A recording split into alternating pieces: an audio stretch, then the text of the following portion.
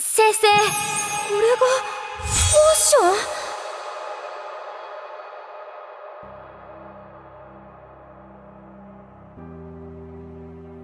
Oke, jadi gue baru aja beres nonton anime yang sering dikatain orang sebagai anime PowerPoint.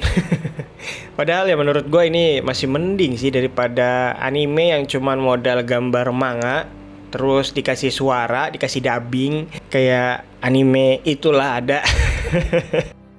Tapi serius, anime ini tuh sebenarnya bagus. Sayangnya memang ada di bagian animasi yang kakunya aja sih.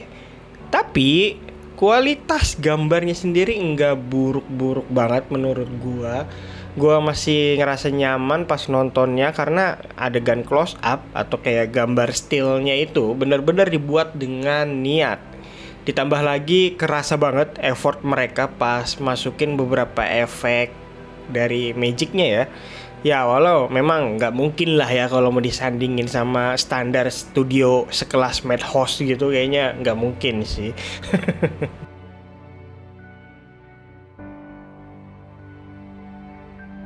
Ceritanya oke dan pacing slownya itu dapet banget.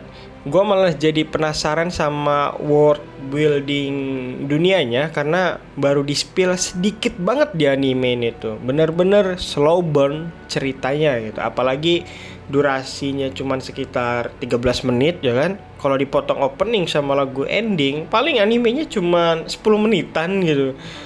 Harusnya sih ini anime masuk kategori Onna atau OVA kali ya. Nah, karena durasinya yang serba sedikit itu, banyak misteri yang sukses bikin gue penasaran sebenarnya. Memang sih ada beberapa kali gitu kan orang-orang di animenya kayak ngasih clue atau hint gitu, tapi ya sekedar numpang lewat atau disebut doang gitu. Apa aja clue-nya atau hint-nya ya nanti aja gue bahas di belakang ya karena mengandung spoiler. Terus kekuatan MC-nya kalau ditanya ya tipikal anime isekai, MC-nya overpower atau enggak gitu kan. Bisa dibilang iya, bisa juga enggak sebenarnya. Soalnya ini tuh tipikal MC yang gampang disukain banyak orang. Dia sendiri mungkin enggak terlalu kuat banget, tapi circle pertemanannya pada OP semua. Buat yang kalian yang sering nonton anime isekai pasti paham lah ya konsep beginian. Terus untuk urusan audio anime ini, walau visualnya pas-pasan, gua rasa seiyunya cukup ternama deh. Gua ngerasa banget familiar banget sama suara-suara karakter di anime ini. BGM-nya juga asik, dan gua pribadi suka banget sama OST endingnya. Kesimpulannya ya buat yang penasaran langsung tonton aja. Gua rasa nggak bakal nyesel kalau kalian lagi nyari ketenangan batin lewat tontonan berdurasi singkat. Anime ini pas banget. Tapi kalau kalian tipe penonton yang nyari grafik top tier dengan action membara, apalagi buat para jiwa muda gitu, jelas nggak cocok sih anime ini ya. Ini tuh lebih cocok menurut gua buat orang yang udah lelah jadi budak korporat selama seminggu penuh sih. Oh iya, anime ini gue masukin ke dalam tier A gua ya, cukup masuk rekomendasi lah. Oke, ini dia sesi spoilernya ya. Buat yang nggak mau kena spoiler, mending stop sampai sini dan langsung tonton aja dulu. Atau kalian udah nonton dan pengen dengar cerita gua, review gua setelah nonton anime ini ya, mari dengar cerita detailnya.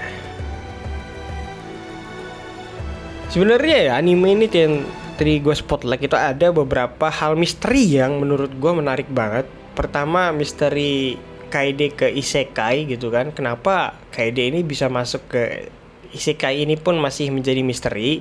Terus sosok pemilik asli buku itu juga belum jelas. Walau udah disempet di apa ya?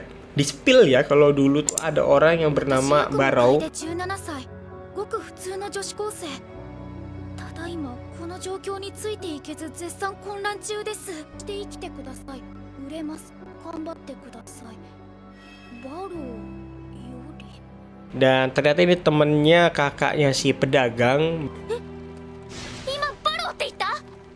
Buku ini tuh kayak jadi penanda kalau kayak dia juga orang yang terpilih karena secara tulisan-tulisan di bukunya ya cuma dia doang yang bisa baca isinya gitu. Dan これってもしかして私だけしか見えてないの？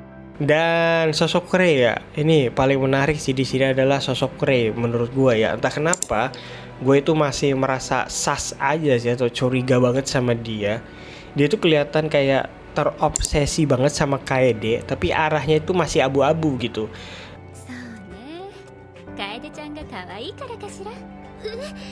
なんだか世の中をあんまり知らない小さな子供。 Baik atau jahat, memanfaatkan atau tidak gitu. Apalagi si Cardeno kan manusia serigala gitu yang jadi budaknya Kaede, sempat bisa ngerasain sesuatu yang buruk dari Rey gitu. Dan kita tahu sendiri lah kan, insting serigala itu kan kuat banget gitu.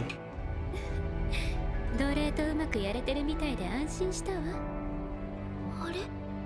Nah, ngomong-ngomong soal Cardeno ya, ini kan budak ya. Gue suka banget sama konsep anime ini.